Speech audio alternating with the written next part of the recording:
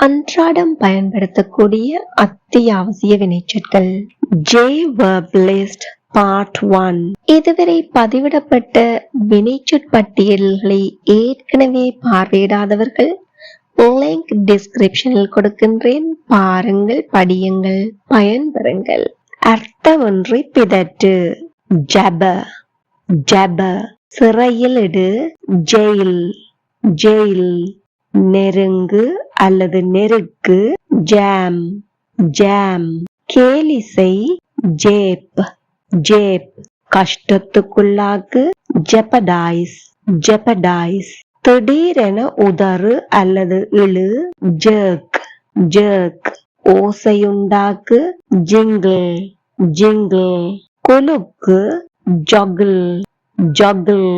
இணை அல்லது சேர். Join join.